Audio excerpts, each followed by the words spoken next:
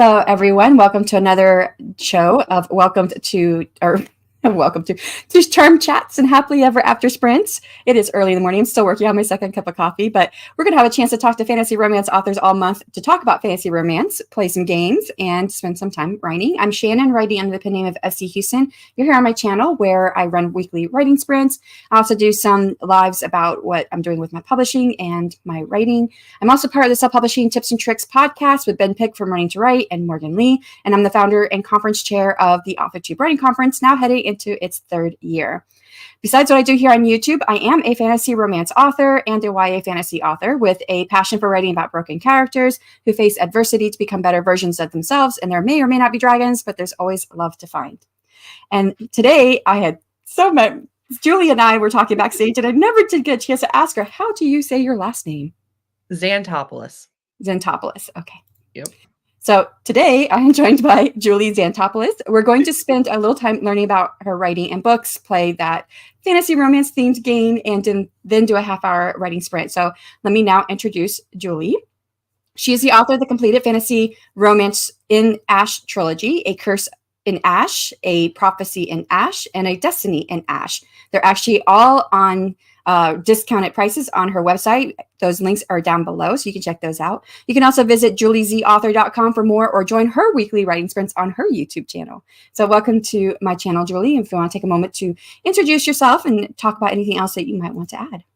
Thank you so much for having me. I don't have as many accolades and different. You're doing the actual most. Oh. But yes, I do have a YouTube channel that I have here, and then my website. But other than that, I'm just writing. So I think everything else we're going to cover in the questions. Yeah, and I've already been asking some questions, and I asked you if your book series was completed, and it's right there in the bio. I'm like, yes, Shannon, you did read that before. But I did read 22 author bios, so I didn't remember which one was which. I don't expect you to remember it. Yeah, no, that's fine. Well, let's say hello to people who have come. I did put the first discounted book, that's a Curse in Ash. That's the first book in the series, and that's on her website if you want to grab a copy of that. And it is linked. It is pinned at the top of the chat. So if you don't see it in the chat messages later, you can always see it at the top. Hello, Amber. The books, yeah. How are you doing? Kiko, just on time. Yes, you were. And Adega, hello. And Gwen, nice to see you guys. Hello. So if any of you guys have questions for our author, please put a Q in front of them and we'll make sure that we get them answered. You can ask at any time we do. We're going to move into the interview question portion here in a second, but you can ask at any time. So I pull up my questions. All right. So the first one is what drew you to write in the fantasy romance genre? Oh my gosh. I always wish I had some fantastic answer for this. It's just this particular story was my heart story. It was one of those ones that stuck with me. So I published the first book in 2021, but I had probably been working on book one for 5 years before that. It went through many iterations and many rewrites, and it was kind of my first foray into actually really wanting to seriously publish and really write those full-length novels. And it started off as a YA. It was not adult at all, and it's very adult now. But I had published it right as fantasy romance was coming out. So it wasn't intentional. It was just always going to be a fantasy with romance. And then the genre kind of hit as I was publishing, which was fantastic. But yeah, I've always loved writing romance, and this particular series and these characters were always fantasy. So it just kind of worked out that way. I love that answer because, I mean, you're doing it because this is what you love to do. I always just wrote fantasy, and the book of my heart is a fantasy. And when I went through my master's, my first mentor that I had, he said, he read my whole book and he was like, I kept waiting for some sex, but there was no sex. And I was like, it's not a romance book, it's a fantasy book. Yeah. You'll get plenty of that with my books. Yeah, I have not got there yet. So I am reading A Curse in Ash. I think I'm right about, 20% through, I think is where I'm at right now. And I really love, I was talking to Julie, but I really love some of the unique aspects of her magic and how it's used. And so hopefully we might get into that maybe a little bit more here. But I did read the reviews where they were talking about that. It's basically she's got two love interests later, so I haven't got that far yet, but I'm looking forward to that. So, all right, next question. So let's talk about the In Ash series. It's a trilogy that you recently finished. Can you tell us about the series overall? And I'd love for you to talk about the Human Wand. Absolutely. So it is a completed trilogy, which I'm thrilled that I was able to do because the story definitely needed all three books. But we start out with an amazing woman named Ashlyn, who is incredibly strong and whom I love, and a character that I spent a lot of time working on. They're insanely real in my head now after this long.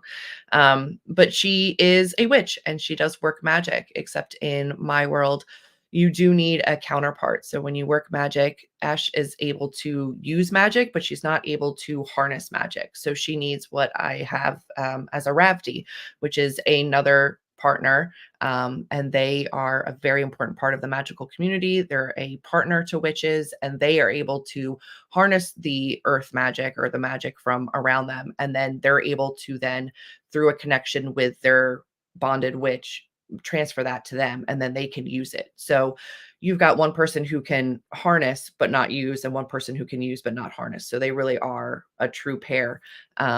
Except her Ravdi Riordan does not want anything to do with magic. His parents had passed in a it was as a magical cluster fuck, basically, is the only way I can put it. It was not a good time.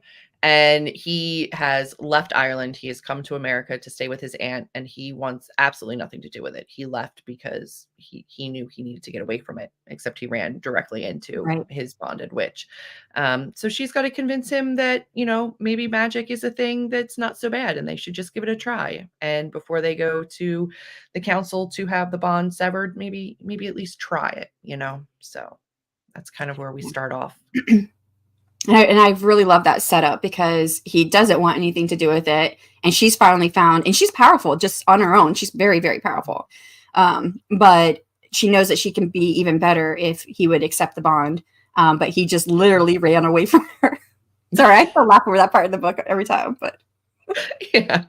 No, he feet on the ground ran from her. yeah, So that was she was not thrilled with that. But he was like, nope. the book series does continue, and there's no spoilers because it's right there in the synopsis. But she does have an arranged marriage, so we've got the marriage of convenience, fae politics that kind of play in. So she is betrothed to an unseelie prince, and he is absolutely chef's kiss.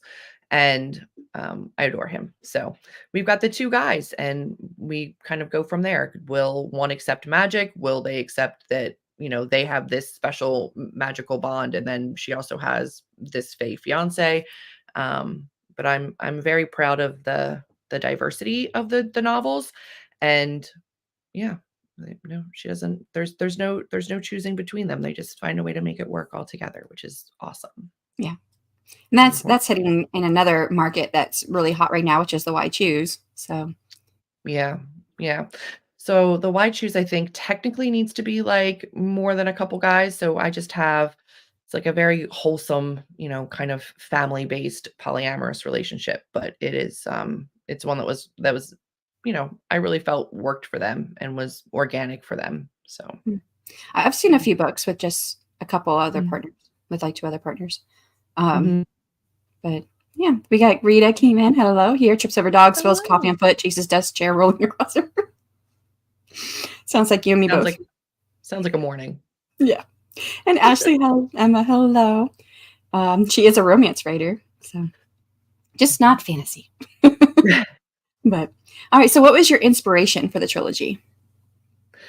Again, it's one of those things that was just always in my head. I started writing it and I had this idea and it kind of evolved, but I don't know that there was any one, spark or inspiration point. I was, talking before the show that the inspiration for the name Ashlyn did come from another book series that I read and loved. It was a YA, I think it was a Wendy Higgins, maybe this Sweet Evil series, maybe.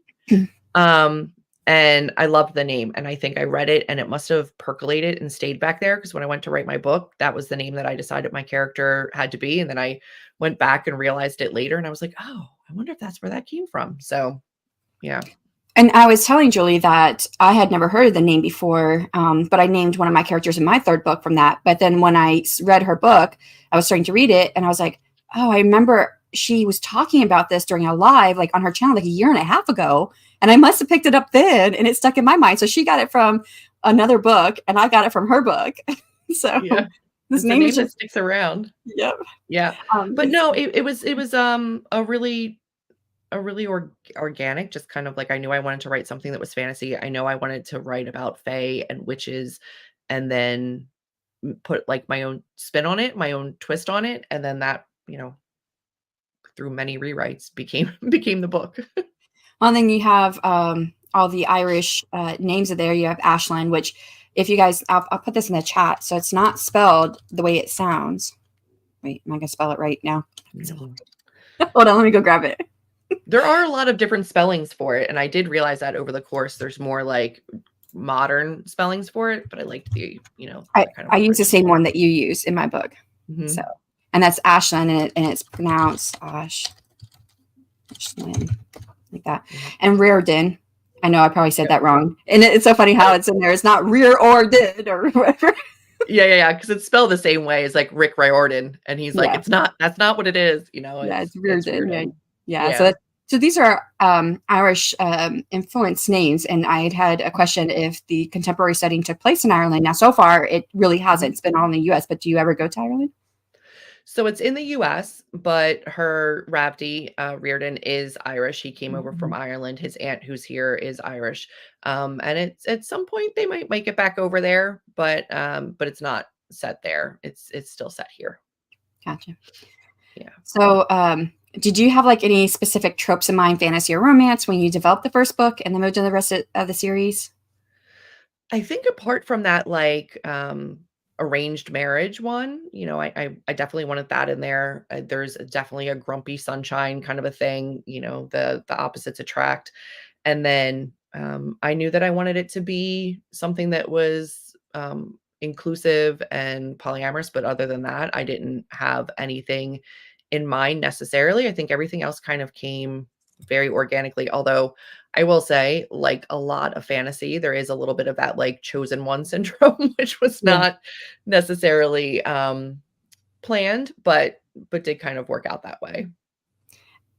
I know a lot of people malign chosen one, but it really is like the foundation for a lot of fantasy that's popular. It is. And it works. Yeah, so, it does. I don't remember. Is Ashton, does she have her parents though? Because often the chosen one's also adopted or. She has her mother. Her father has not been a part of her life, but he is in the books and he is a large part of the books. But she grew up very much with her mom and then spending her childhood in Fairy with her father. So it's a split there. Okay. So who's your favorite fantasy romance author? This is horrible. I saw it in the list and I was like, oh no. And I literally sat here and I was like, well, what could I think of? But I feel like fantasy romance isn't something that I've been reading as much. Like I said, when I started writing this, I wrote it because I loved fantasy and I loved writing romance, but fantasy romance as a genre didn't really start until become popular and become a branded area until recently. And by then I was writing so heavily in it that I don't normally read in what I'm writing. So I really haven't read that much. Like I've read the From Blood and Ash. I've read a little bit of some of those, but I wouldn't say that any of them are favorite authors. Like there's no one auto buy author. There's several that I've read that I've enjoyed, but I wouldn't say I have a favorite in that area yet. Yeah. Okay. I'm always looking for one though. So if you have recommendations, now that I'm done writing it, I will take all the recommendations. Look at it. If anyone in the audience, if you read fantasy romance, she does write fantasy romance, more contemporary fantasy romance. So like my suggestion or my recommendation would be probably not what you're looking for, because I like epic fantasy romance. So I love Carissa Broadbent. I came across her early last year, and one of her books, and then the book I read was the one that became really, really popular throughout the year, and she got picked up by a traditionally publishing house. So I got a copy of her indie paperback because I read the ebook and I was like, I got to have this paperback. So I got a copy of the paperback, but now you can't get it because the publishing house is redoing it. So I think they're keeping the same cover. They're making the colors slightly different, but they're keeping the same cover. But That's awesome. yeah, so but that is but that's vampires, but set in an epic fantasy setting. Yes, it was really good. It's really is dark. It's really dark. Lots of blood and violence and fantasy romance, of course. And yeah. So that's my. I can never remember the name of her book. I know it has serpent and wings in it, but I don't know why. But you've heard of it? No, I've seen that. Yeah. No, and it's definitely on my radar. I don't own it yet, but it is one that I want to get to. And I tend to read a lot more of like the epic fantasy. Oh, I just knew that was not something I wanted to undertake as a writer. So I was like, contemporary fantasy works. I don't need, like, I built enough of a magic system. I was like, I don't need to recreate the wheel. I don't need to build like, that's not what's in my head. I work very much more from a base of character, and with a degree in psychology, like I'm so fascinated with the way that relationships work. So I start from a very character based, and then everything else kind of fills in. But I could never make up a whole world, but I love reading them. Yeah, I think I could make up a world that was contemporary, but I do. One of my books is more contemporary that I haven't published, but I still make up the world because I don't like writing contemporary. I don't like being pegged in by what's already around me. So it's hard. It's interesting to see the other side of that. Like, I don't want to have to deal. I want that to be there already. But yeah. Yes, the serpent. Yep, that's what it is. The Serpent of Wings and Night by Carissa Broadbent. And that is going to be a whole, now it's a duology at the moment. So you got, it's, I believe the first book is only in the female's perspective, but the second book does go into the male's perspective as well. So it's a duology, but then it's going to be more books in the series. And I think the way she's going to set it up is there's going to be 2 books in the series, a duology for different couples. And then she's got like a novella set in the same world. And then she has another novel set in the same world, but a different place. And then she's got a whole other series. And I read everything by her. When I read that Serpent Wings and Night, I read, of course, the second book that went with it. Then I read everything that she's written. So I'm going to just write it down before I forget it. But I know I can see, which is weird because I have aphantasia. I don't usually see things in my head, but I can, like, I can't hear things in my head. Yeah. But I'm like, but I it's bringing up like a vision of, so I'm going to write it down, but yeah. Hold on. I will grab just. Isn't it like a silver and blue? Hold on, I'm grabbing it. I'm like, you can't hear. Well, you can hear me, but yeah, I can hear you. But yeah, I just didn't want to show off my sweatpants that I'm wearing with this nice shirt. I get it. Because those right behind me. So that's the yes, that is it. That is what I'm thinking about. Okay. So I think that the new paperback they have, it looks the same, but it looks like they brightened the colors all through here. Actually, I think there's something else in here, but I don't remember now. But yeah, I think that's awesome though. I've gotten a couple that are like the indie pub before they go trad pub. I have the Dowry of Blood, that like Dracula's lovers kind of a book, and I think I got that in an indie pub before that one trad. Like, I've gotten a couple that I think I love that. I think that's like a cool thing to have on your shelf. You're like, I like them first. Yeah, well, and I don't see myself as like, oh, you know, I got into writing fantasy romance because my first series is not very profitable. I make some money, but I'm going to be 80 some years old before I make back my money. So I thought, I want to keep writing, but what can I write that will work in the market that I'm also going to enjoy writing? So I started researching fantasy romance because I look at the reports by, what's his name? He does reports from Amazon every month. Yeah. They have a YouTube channel? Yeah, he has a YouTube, but I just saw it too. He just had one come out about fantasy, the fantasy stuff that's hot right now. I keep wanting to say Dave Chesson, but it's not Dave Chesson. It's well, anyways, a couple of years ago, I'm awful with names. I grabbed the report and I looked at it and it had increased by 300% in sales. This was 2 years ago. And so I thought, okay, I'm going to start looking into this because I could probably do fantasy romance. There's always been a kind of a romantic subplot in my stuff. But so that's why I got into it. And when I decided to get into it, I thought, yes, K-Lytics. Thanks, Gwen.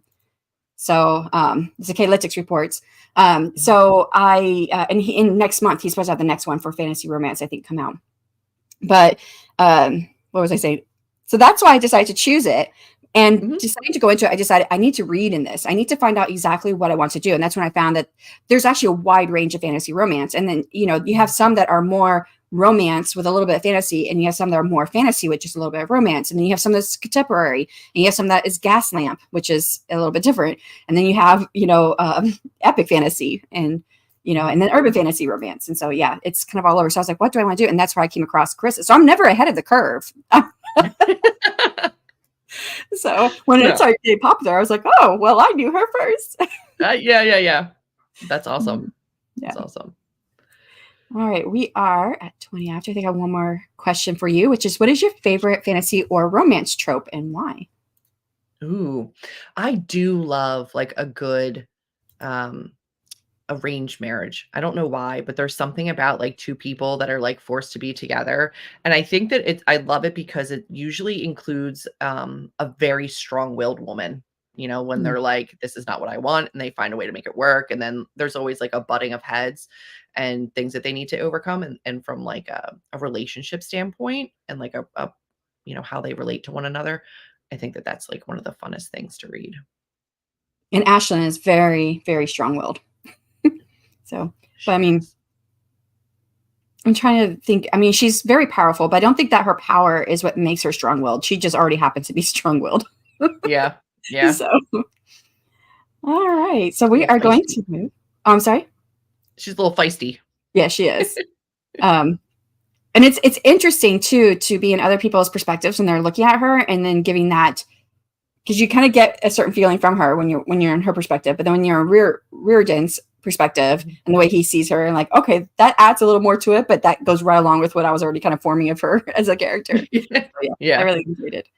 All right, so we're gonna go into fun and games, and this is we're going to be doing fantasy romance would you rather, and I think this is fun. I came up with a bunch of questions. At first they were kind of like lame, I think. Like dinner with a vampire or werewolf. And you know what? I told my gym trainer this one, and he's like really big into D&D. He's like, well, it Yeah. depends on which vampire, because if it's this vampire, I'm like, you're going too much. Just fantasy romance. Yeah. Vampires and fantasy Yeah. romance are just brooding, handsome types. Just make a choice, man. Yeah. So I thought it was funny. So for those of you Yeah. guys who are in the audience, you can also, tell us your question. So it's basically an either or question. Which one would you rather do? I'm going to read aloud the questions. We're going to give our answers to it. There's no right or wrong answers. It's all about creativity and personal preference. So let me pull up the questions here. All right. First one is, would you rather attend a magical masquerade ball where you fall for someone whose identity is concealed by fey magic, or have a blind date set up by a well-meaning witch in your favorite coffee shop? I should put I'm this up there. definitely going to a ball because I've never had coffee in my life. And Really? I don't no, not ever. There's something about the smell that puts me off, so I don't imagine I would love it. But I I don't know. Like, oh, even if they're well intentioned, I don't know if I trust a blind date that's set up by a witch. So Well, plus a magical ball. yeah, magical ball. But the magical ball, you fall for someone who's concealed by fey magic, because I mean, you go to a blind date, you don't know what they look like, but you're going to see them. If you go to a magical ball and you meet someone who's concealed by magic, I mean, they could be an 80-year-old man. If you're not But are 80, they nice? yeah. If they're nice, yeah. And an 80-year-old fae? Well, you didn't say they were fae. They're concealed No, by they're fae concealed magic. by fey magic, yeah. So it could Got it, got be it, got it. a human. Could be. I think you have that in your book. You have that some who are concealed by magic, so you don't know what they Mhm. look like. Um, Yeah. uh, the body, the murder that she comes Yeah. across was concealed by Yeah. by fey magic. So Yep. yeah. Let's see what people are saying here. So Amber says, "I'm going to a coffee shop." Kika says, "Since I wrote recently a masquerade ball chapter, I'm choosing masquerade ball because dresses." Yeah. Mhm. Gwen and drama, or at Gwen and drama. Mhm. And masks. Well, yeah. Getting dressed up, glass slippers, that whole, yes. I get the vibes though. Yeah. All right, let's do the next one. Would you rather be part of a love triangle involving a vampire and a werewolf, or fairy and a sorcerer? I'm gonna say a vampire and a werewolf because you get the broody and then you get the, like, golden retriever energy, you know? Hmm. Mhm. I wondered if people would say, well, vampire werewolf, I've seen that. I want something different. So That's very, fair, but yeah, I've seen it enough that I want it for you myself want too, it. so Gotcha. Let's see. I'm a sucker for a vampire. Mm. If it came fairy and sorcerer, I'd want to know. I mean, that just almost feels like what type of fairy. I want to know what type of fairy it is before I would choose. Right. Like, do I like either of you because I like you, or are you putting some kind of magic on me? Yeah.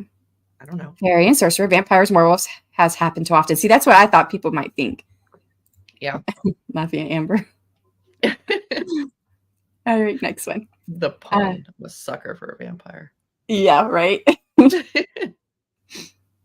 Would you rather have a chance encounter with a witch in a rainy city alley leading to a whirlwind urban fantasy romance, or a fateful meeting with a fae at a rural music festival that transports you to an unexpected magical adventure?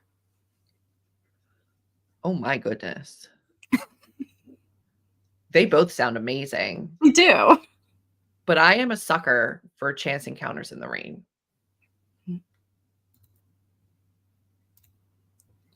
I mean, I am too, but I'm not really a fan of werewolves. I think that was the last one. Mm. I mean, Kiko and I, we both like the same Niani. I don't know if I'm saying the name right, but it's a two sister band group or whatever. Mhm. And one of their songs is Fangs. It says, I like my monsters with fangs. So it makes me think of that. Mhm. That's fair. I think musical festival. I was thinking music festival too. And I like the idea of a magical adventure. Yeah. I just would wonder if they're going to have indoor toilets on the magical adventure. You know, they usually don't have them at music festivals either, so No, no. All right, next one. Would you rather be cursed to find your true love before the next full moon, or be granted the ability to change into a mythical creature at will, but never find true love? 1000% a magical creature. Which one would I've you want been to be? single I've been single so long that love no longer appeals to me. Oh, But imagine no, not like in a bad way, but like I'm okay. happy. Um, what magical creature would I want to be? I don't know. I think it would be pretty awesome to be a dragon. If I could just Yeah. change into a dragon, you could fly, but you're like intimidating, so like nobody's gonna bother you. Mm. Like, who's coming for a dragon? No one. I have a t-shirt. I should just wore it to the gym this week where it says, always be yourself unless you can be a dragon, then be a dragon. 1000%. Yep. So I don't need true love. I'm transforming, baby. Magical creature, let me be a dragon. Or a griffin. Yes. I like Mhm. griffin too. Yeah. Kiko, have you read my book? What about you? What would you pick? Um, would you rather be You cursed to know? find true love or be granted ability to change at will? Yeah, I think I'd want to change, be able to transform. I think Yeah. that would be interesting. And I would do dragon. Yeah. Plus, So like love before the next full moon seems real fast. real fast, right? Yeah. Yeah. Yeah. All right. Next one. Would you rather be bound by a love spell to a witch who's unsure about their feelings for you, or have a no strings attached romance with a fae who might vanish any day? Uh, the Fae. Yeah, me Yeah, too, yeah, yeah. fae. Yeah. I wouldn't want to be bound by love. Even if it's short, but like I know for sure, like I'm their person, like I'm okay with that. I was thinking the same thing, Gwen. I'm already happily married, so creature. I was thinking the same thing. I was like, I'm married. I don't need to find a true love before the next moon and be cursed with something else. That'd actually be bad. Find my true. So what would happen to my husband if I found my true love at the next moon? That would be an actual curse in that situation. Yeah. It would be. I'm all about the no strings attached. Yep. Yeah. All right, Oh next gosh, one. could you imagine just being Oh, like I'm just like contemplating being with somebody and not knowing how they feel about you. I would be miserable. yeah, I agree. I would not want to be in that situation. No. Mm-mm. And I haven't got far enough in your book, but I did wonder if that would come up because, Ashlyn she talked about how she had dreams at one time what her bond might be like, if it was her best friend or if it'd be someone that she was in love with. And I thought, well, okay, we know now it's Reardon. What happens? Like, does she fall in love with him? Does she follow her dream? I'm like, she's kind of strong. I don't know if that would happen, but he's running the other way. So how does the romance? But I know that there's a romance coming because I know that's happening in your book. So I'm like, how's this going to happen? Yeah. Keep reading.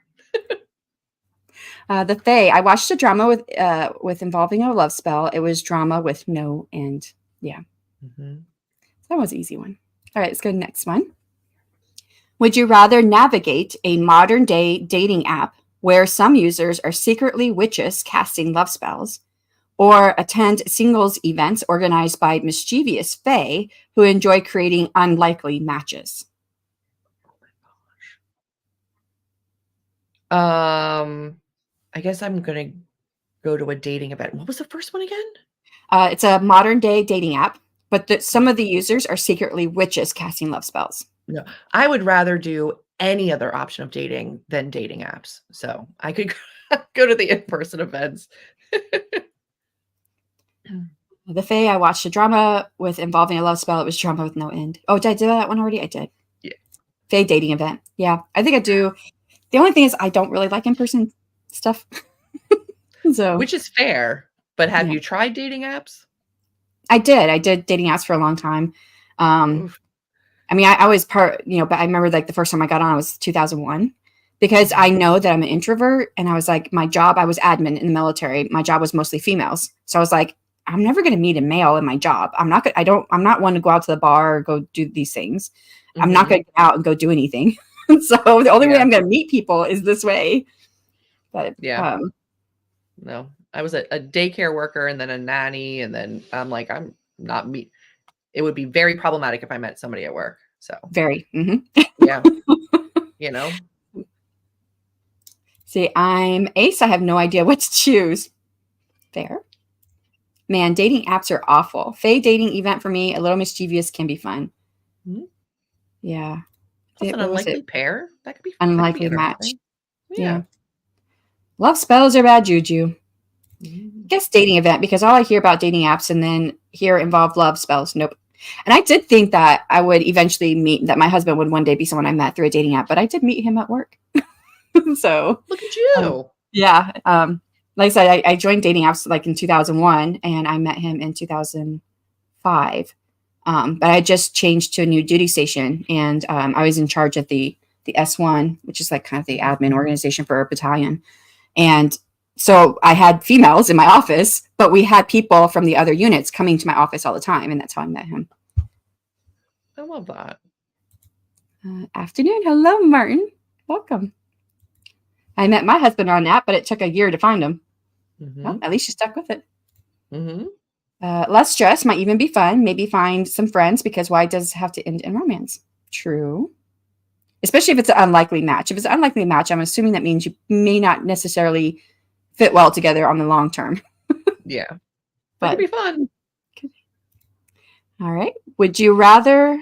Hold on, I'm awesome. Here it is. Would you rather be involved in a community project to save an ancient forest rumored to be a home to fae, or collaborate with a group of urban witches working to protect the city from a mysterious magical threat? 1,000% the forest. Yeah. I think I'm peaceful and beautiful and rewarding would that be? I don't want to be anywhere near a city, but I will protect some fae's homes. Could you imagine how grateful they'd be? Oh, true. Do you know what I mean? Like, yeah. I would have thought that you chose the city because of your contemporary setting, but yeah. I think both have benefits for sure. The one is, you're saving the forest, and you can have the fae who would be grateful to you. But in the second, I guess it kind of goes back to how I felt when I first joined the military. Is like, I'm in a position where I'm here to help defend my country. And this is a place where my children are growing up, that kind of thing. But yeah. Exactly from Kiko said. I met Mrs. Lejeune making a film. Nice. So met on the job. Old Force, witches. Old Force. Gotta save the fae. Yep. They are notoriously tricksy, witches historically persecuted.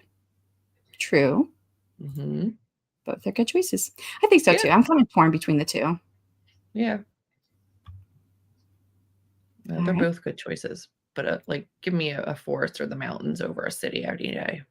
I mean, as far as like where I would prefer to live and spend my days, yes, always a forest, not a city. Yeah, yeah.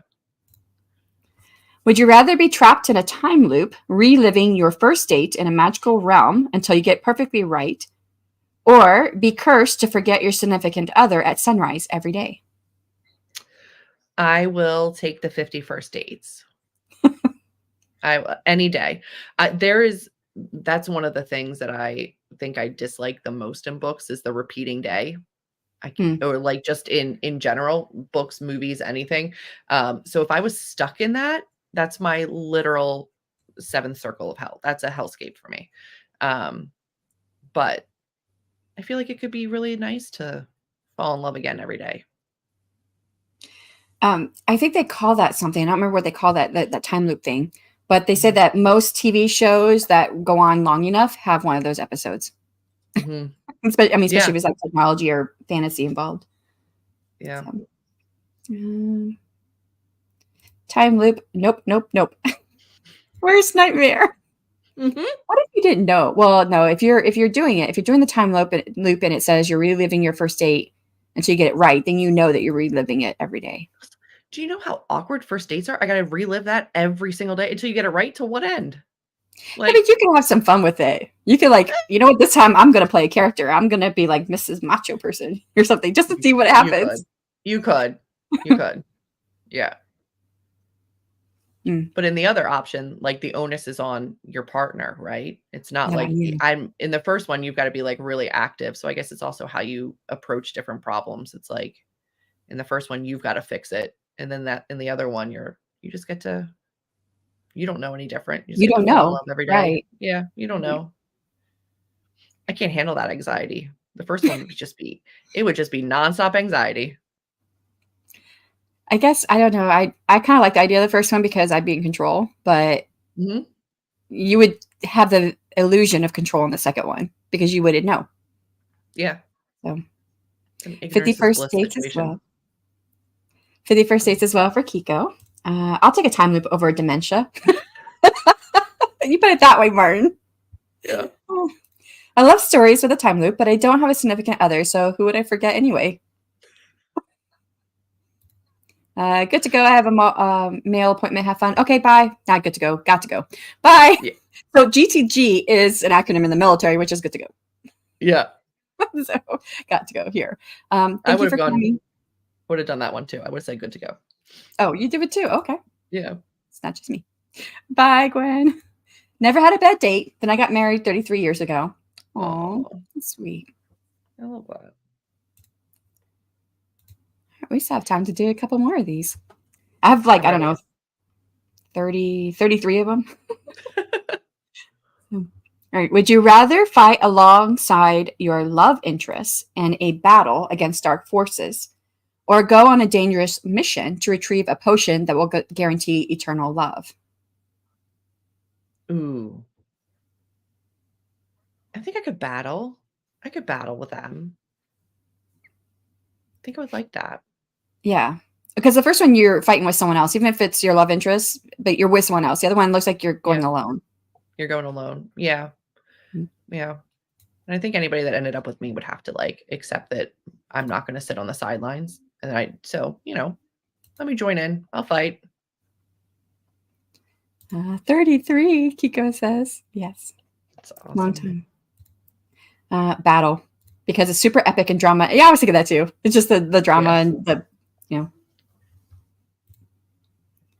All right. Would you rather live in a modern city where your neighbor is secretly a witch offering love potions, or in a hidden village where your best friend is a fae meddling in your love life? Oh. Oh my. I think I could live in a hidden village with Yeah. a meddling friend, you know?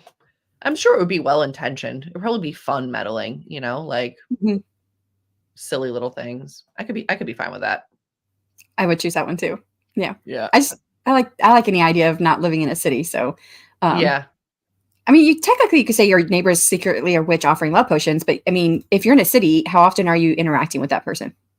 Very rarely. And you don't have to, right? It's not like you're Mhm. actively seeking out a love potion. So like that's just Right. kind of like I live in the city, you know? How many people in the city are already living next to witches offering love potions? Probably a lot. What? Yeah. And Martin's like, "Are love potions still above board after recent years?" I No. think I like to stay home and sleep. I don't want to go into battle or on a quest. I'd go with witch that I'm unaware of. Meddling fae all day. Love potions are a little problematic. Yeah. A fae as a bestie would be cool, but then them meddling my love life. I just wonder who was stopping by their house at all hours. True. Of course, if you're in the city, it might be more of a like apartment living, possibly, Yeah. depending. So the witchy neighbor. Wait, is the question, do you want to live next to a drug dealer? No. Yeah. I guess in a way they're making drugs. I And mean, they're you're not gonna know what they're doing. You're like, I live next to somebody who has people there all hours of the night. I don't know what it is. And I'm like, I probably wouldn't jump to love potions. So yeah. No, me neither. yeah. Yeah. If it's a witch, I mean, I guess it depends. Yeah. How long, like what kind of noises are they coming from? Are there like strange fogs exiting the door? Right, Like, right. as they brew things, and you're like, OMG, that's basically what it is, just a witch. mm-hmm, Just saying that to Martin. mm-hmm. All right. Would you rather be caught in a love triangle between a tech-savvy witch who uses magic to solve contemporary problems and a traditional fae? Wait, this doesn't make sense. What's the other part of this? There's no other part to it. Mm. Skip to the next one. Yeah, skip to the next one. I don't know what I was thinking with that one. Would you rather have a dinner date in an enchanted forest with a charming elf or a moonlit picnic on a flying carpet with a genie? An elf. I Yeah, don't me do too. well with heights. I don't need to picnic whilst flying. So, But if you're flying with a genie, do you get wishes? I think that if you start a relationship off of asking for wishes from your genie boyfriend or girlfriend, that might not be the best way. Like, hey, I know it's just like but like, could we throughout the course of the relationship just continue to grant wishes? So I could handle I like love a little that. elf. Yeah, you know, Yeah. Yeah, but what if you just a little elf? What if it is a well, little not a elf little, that's like, what if they're like, you know, like pixie-ish. yeah, pixie. Yeah. There's only so Well, far you can go in that relationship. let's just assume it's like Legolas, and we're fine. Okay, We're okay, good. Yeah, okay. yeah, Um, elf in the forest for Kiko. The food would fall out of the flying carpet. The flies would be, well, fly in your face, and food, and the birds as well. Boy, you get really technical here. Lord of the Rings elf or works for Santa elf. yeah. They're True. two very different things. Yeah. The elf all day. I would 100% not enjoy a magic carpet ride. I would feel like I'm going to fall off and just have anxiety. Yeah. Maybe put some guardrails on or something. Same Right. from Kiko. Legolas is already my husband, so I will fight you. yeah. All right. Would you rather be gifted with the power of telepathy to hear your love interest's thoughts or the power of invisibility to spy on your enemies? I don't have enemies, but I would still rather be invisible. Other people's thoughts are not my business. You know, you only get hurt knowing that kind of stuff. If it's only one person, too, then that wouldn't be very powerful, I don't think. No, but also but like, your love interest is not going to think positively about you all the time. Like that's True. just that relationship's not going to last if you can hear all of their inner thoughts. Like, oh my So God, why did she just do that? That's so stupid. yeah, God, could she be less annoying right now? Like Yeah. I don't want to know. I don't want to know. Invisibility for Kiko, because telepathy has major backdraws. Mm. But the way the question is set up, I didn't realize it, but it seems like if you have this telepathy, it's only your love interest. Otherwise, I Yeah. would choose telepathy because you said I meant to say it earlier, but I forgot. You said you have your degree in psychology. Is that like, do you have your bachelor's and advanced degree past that? No advanced degrees. It was just my under, and I was so intrigued by it, which I think has helped me with my character development. At least that's what I tell my parents, so that I can justify a degree, an undergrad degree in it. But no, I never went any further with it. Yeah, I have a bachelor's in psychology too. So yeah, I didn't go further in with psychology, but yeah. So I think that's interesting. So they say people who go into psychology are trying to figure themselves out. And I think it'd be so much easier to figure myself out if I could see what other people are thinking. No, I feel like I know where I'm at now, but back then I just people were just like I didn't understand people back then at all. Mm-hmm. So I am a big introvert. So I don't want to ever be in someone else's head, as I would not want anyone in my head. Invisibility for the win. So because you don't want someone in your head, and you would not enjoy that invasion, you wouldn't want to do it to someone else. I can understand that. That's fair. You have to issue privacy of someone else in their own head. Yeah, but you would never know. They would never know. Unless you started bringing up like, listen, I know I didn't put the laundry up right away, but if you could just get over it, it would be easier if you helped. You know, I feel like it would lead to a fight eventually. They'd be like, are you in my head? So it might be like using the power with responsibility. There you go. There you go. You might have to like make your own rules. Like, okay, there's only so much. I don't want to ruin my relationship, so no partners. You know, so that's why I would choose the invisibility in this case, because of the fact that it is telepathy in just your partner's mind. So. Yeah. Adega says telepathy would be useful to help know her wants instead of that I'm fine followed by hours of silence thing. True. Yeah. I guess I could get that. Hello, Katie. How are you? All right, let's do one more and then we'll head into our sprint. Yeah, these would you rather are so fun. I think so too. They are. All right. I like this one. Would you rather live in a castle under the sea with a merperson who adores you, or in a cloud palace with an angel who's slightly aloof? That is difficult because I have a fear of heights, but a deeper fear of the ocean. But if I get to stay inside the castle, like if I get safely inside the castle, and then I'm like, and then I'm okay, right? I'm assuming there's like a whole school of mer people to protect me. So I'd probably do the underwater castle. Okay. I don't know which one I'd want here. Yeah, I don't know. I mean, I know that my husband adores me, but I do remember when I was younger, I was like, I couldn't really stand guys who were like in that position. Like, okay, I don't know. I just felt like it was not true. So I kind of like the aloof idea better. Yeah. But I would love to live under the sea. So I don't know. I don't know which one I would choose. I'm terrified by both options, but I think I'm over the aloofness because now at this point, like I feel like at my age, at my advanced age, I know I'm worthy of complete adoration. So, you know, I'd be okay. I think I just never trusted. But I do with my husband. So I think it's a difference, I think, I guess, because I do trust it with him, but I never did trust it before that. So sea and under the sea. Nope. Under the sea in a castle with a merperson, says Katie. If I'm in the clouds, am I dead? I don't think so. Just dating an angel.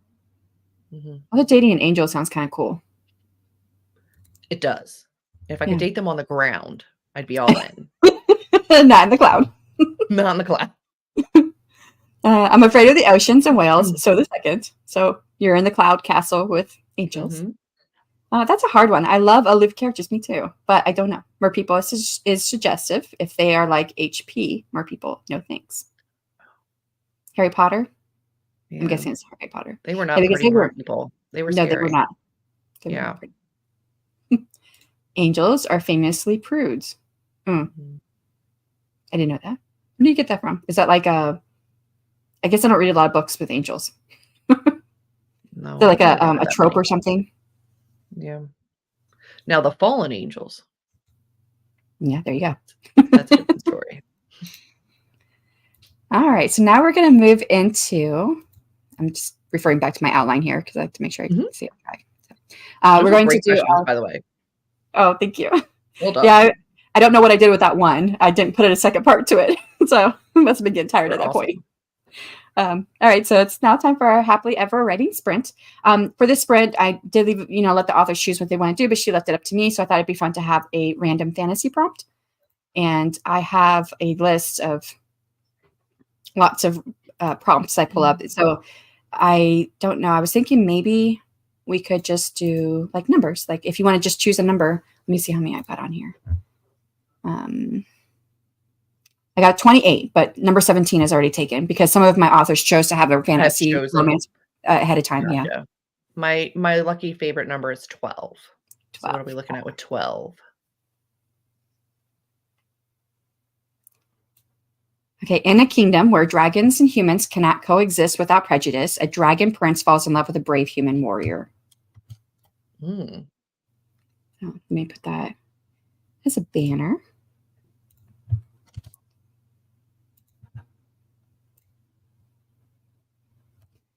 So, I mean, those who have joined us for the writing sprint, you can use this or you cannot. You don't have to use it. It's just there for fun. But we are going to do a 30-minute writing sprint, and you can work on whatever you want. Do you think you'll try it out, or you think you'll work on something else? I have a novella spinoff from the book series that I have that Mhm. I'm working on, but I don't know if I'm gonna get into that in a half hour. So I'm probably gonna just do this and see if I can do like a quick little like flash fiction on it. Yeah, I I'm think gonna I'm gonna try try that. it too because I Yeah. have dragons in my world. So I was like, I don't know. This could be a different dragon I don't have in Mhm. my book yet Yeah. anywhere. I've never written dragons, but I'm ready. I'm gonna try it.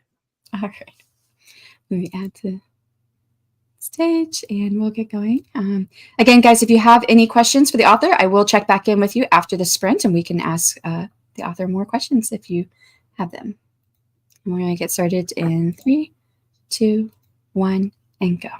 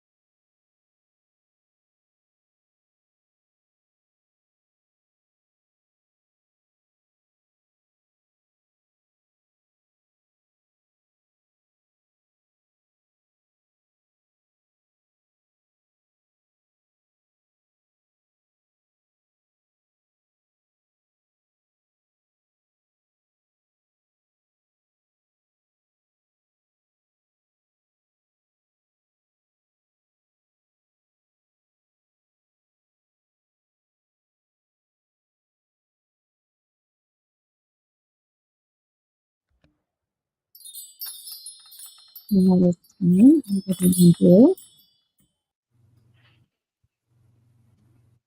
hello. Hey. Did you get anything written?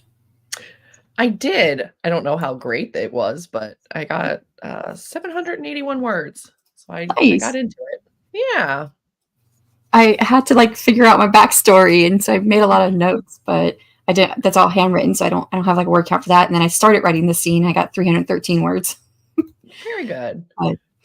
This was a hard one because let me see if I put that back up here again. In a kingdom with there's prejudice, a dragon prince falls in love with a brave. So in my world, my world that I've created, dragons were created with the sole purpose of protecting humans, because humans are the only non-magical creatures, and there's a lot of magic in the world.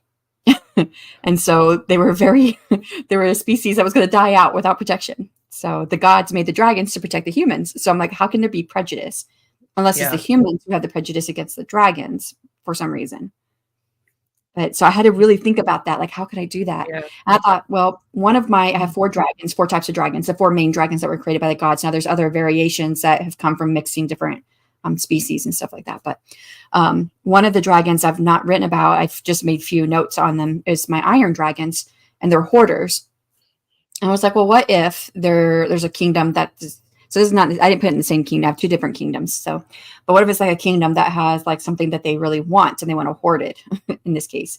But I don't know what that is. I don't know what that would look like, because they wouldn't want to hurt the humans. And so they wouldn't be in the battle themselves. But I was like, well, what if the humans had like another race that's with them? But I haven't figured that part out yet. I'm thinking along the lines of like, like an orc or ogres or trolls or something. But I haven't made any of those creatures in my world yet. So I had to figure that out. But that's fun that you could at least work something like this into something that might make it into the books in the long run. In the long run, yeah. Like, I have no dragon plans, so I just got to have fun with it and start somewhere and go from there. I love dragons. I think like I need to bring it over here, but I have it out in the living room still. I'm afraid to move it and bring it over here because my cats. But I have this really big candle, and it's a dragon. And I saved up money. I saw it when I was 16 years old, and I saved up money because it cost $50 at the time, so I could go buy it. And I didn't get it until I was 18. That's when I had the money to finally buy it. So, and I still have that candle that has lots of dings in it and everywhere, all over the candle, because of moving all the time, because I was also military. But yeah, so I think I might put it up at the top so the cats can't get to it, because I think they might mess with it. But oh my goodness. Yeah, I love dragons. And my first series is the YA fantasy, Irish mythology. Well, in Irish mythology, most of the dragons were killed by the Christians who came over, right? They killed them in the myths. So at the time that I set my book was 3rd century Ireland, there was only one dragon left alive, Pashta. And he was killed later by St. Patrick in the myths. But I wanted a dragon so bad in my series, I put Pashta in, and I kind of like shoehorn him in, and then he didn't have wings, but I gave him wings anyways. So he got them. Yeah. So I was like, okay, my next series is going to be dragons. I'm going to have dragons. That's awesome. I had briefly outlined something that had dragons in it, but it was one of those, like, when I was writing this series, I was like, I don't know what I'm going to write next. Like, this is a story that's lived in me forever, and I don't know if I have any others in me. So I started just throwing out ideas and, just trying to see what came up. And one of them was like a dragon one, but where all the dragon fighters were women and all the men stayed home and took care of the kids. But I never wrote it. Well, I mean, you could use, I know it said dragon prince. I mean, you could make it dragon princess, or it could still be dragon prince. I just read it was a book. It was a gas lamp fantasy romance. And so in there was basically a ruler of the Fae, and she was called the king. So, and in that they said king didn't mean, it was not gender identified. It was just the ruler. That was the ruler title. So I thought, oh, that's pretty interesting. Yeah. Yeah. That's interesting. So when we left off, Kiko said, my internet is struggling again, which it happens sometimes. Oh, guys, if you have any questions, please put them in the chat. We're going to be concluding here in a couple minutes. So Jocelyn stopped by, give a like. Thank you for stopping by, Jocelyn. Happy sprinting. Martin says, I start writing my newsletter when groceries got delivered. Ogre romance. Or romance. Ogre romance. Yeah. You should talk about that in the newsletter. No. About the groceries or about the orgmance or whatever? I don't know what he's talking about. You were struggling for topics earlier. Oh, okay. For the newsletter. I get it. My newsletter's due tomorrow. So, Richard, I never know what I'm going to write when I do my newsletters. I sit down, I'm like, what am I going to do this time? And I sit there and I think about it, and then it comes to me. Newsreader subscribers love reading about my shopping habits. Yeah. Today I got kale. Speaking of newsletters, I'm doing a cover review. My next one's dropping Monday. Nice. Well, I'm already subscribed, but if people are not, you can go subscribe to Richard. Hello, RT. How are you? Woo, dragons. Ogre romance. You have to be a monster and fish. Okay, let's go on. Kale, yuck. Yeah. I have not had too many things with kale in it that I really liked. It's fair. Well, before we wrap up in the chat, and we'll keep it open for a few more minutes if anyone's got any questions. Can you tell us a little bit about what you're working on next and when you think it might come out? I absolutely can. So there's no date for it, but I have this was the one kind of fantasy series that I had in my head and in my heart. So everything since then is just contemporary romance, which I do love doing. I love getting into the meat and potatoes of relationships, like I said. So I have 4 contemporary romances drafted. I am drafting number 5 right now, and then I'm going back in and bulk editing everything and hopefully querying. And if not, I might be hitting you up for some tips and tricks on Kickstarters because these stories definitely need to get out into the world. But yeah, I'm working on a series of loosely interconnected, there's character crossover between all of them, some kind of relationship between these 5. And they are just amazing contemporary romances with no fantasy health. Nope, just contemporary romance. So I've kind of some plus size characters, some second chance romance, some later in life romances. I kind of run the gamut of different kinds of things that I love about romance books, and then putting them into a very, I don't know, a Talia Hibbert, Christina Henry kind of a vibe. And just fun, fast, heartwarming, but also character deep stories. So, nice. So I will say on Kickstarter, contemporary romance does not do very well. Yeah. But very few who do successful. I have ideas of what could help do well. And one thing that I have picked up on is, is it spicy romance, or is it? Yes. Okay. Yeah. So you get NSFW artwork done, and that will help you sell on Kickstarter. Yeah. Yeah. So that's why I see it works really well for that. But. Yeah. Yeah. They're not there's definitely spice because it's me and I write spice, but they're still a contemporary romance. But those will hopefully be coming out soon. And I had originally queried the first book of the set, but it was at the beginning of COVID, and I'd gotten fulls, and I'd gotten some requests for partials and fulls and stuff, but everything died down. So I've just been sitting on them. Well, you have quite a few you can try. That's for sure. I do. Yeah. I hope it does work out for you. Thank you. And contemporary romance is that is the biggest market for romance and what sells. So yeah. Martin says nice covers. Thank you. And then Richard's nice bookshelves too. I like her bookshelves. Thank you. Oh, Margaret came in. Hello. Good morning. Doing some furniture rearranging, but want to say hi. Boop the like button. Thank you. I appreciate that. Martin has a new video premiering top of the hour. Okay, thank you for sharing. Happy Saturday. Saturday. Oh, yeah, I love that.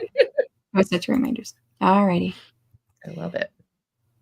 I actually had to mention too, just because it's too funny, and this is not a plug for anything, but my day job right now, I work for a nonprofit that pairs military members who are deploying with foster families for their pets. And I was like, you're military and have cats. So it's just a cool, I don't know any of the military lingo, and I'm not a part of a military family, but it's been really neat working with them and, helping keep their pets safe while they're gone. So, yeah. I got my first cat when I was in the military, and I didn't think I was going to get to keep him. I got him because I had a mouse in my house and I couldn't get rid of it. And no matter what traps I laid, I couldn't get rid of it. And it ran across my living room floor every night. He was a smart mouse. So I got the cat, and I called him Cat because I didn't know I was going to get to keep him. I didn't eventually I was able to keep him, and we did name him, but he still went by Cat quite a bit. But I never saw that mouse ever again after I got him. So see, you imagine if you went through all that and got him and he was like, I don't do mice. Yeah. Yeah. I'm glad that he did. And he was an awesome Yeah. cat. Yeah. So, okay. Well, before we wrap up, yeah, you want to tell everyone where they can find you and purchase your books?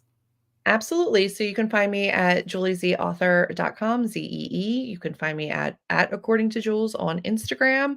I'm on, I don't use X, Twitter, I don't use anything else. So, and my Facebook is just my personal. So normally it's just YouTube, which is Julie Z Author. And then my Instagram, which I think is everything is linked down below. My website's linked down below. I have a newsletter that goes out once a month, unless there's something to promote. Plenty of ARC readers. So as these contemporaries become available, if you're a contemporary romance reader and you want to, be an ARC reader or beta reader, I'm not sure which one I'm going to do yet. You can do that. And then you can purchase my books from my local indie bookstore if you want signed copies.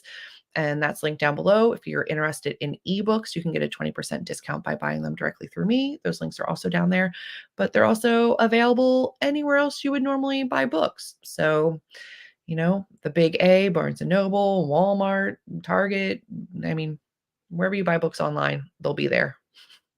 And I dropped some of your links in the chat there, your newsletter and Thank you. Instagram, bookshop.org, because I know we have some people who like to shop there. Yep. Yeah, Kiko says, thank you for the stream and sprints. Thank you. Rachel's like, drat late. I missed it. Well, you can rewatch it. Yeah. We had lots of good chat. And we had a great, the game we played was Would You Rather? It was fun. So They were great questions. You did good. Yeah, thank you. Well, thank you everyone for joining us today. And I don't see any other questions, so we're going to go ahead and wrap it up. Next on Charm Chats and Happily Ever Afters, I'm back again tomorrow morning, about an hour earlier, though. I'll have guest authors Alex Callahan and Angelica, I don't know if I'm saying this right, but Babineau is how I would probably pronounce it, and joins us at 9 a.m. Central Time, 10 a.m. Eastern. And just checking there's no last minute questions, so we'll go ahead and call it a day. Thank you everyone for coming. Bye. Bye.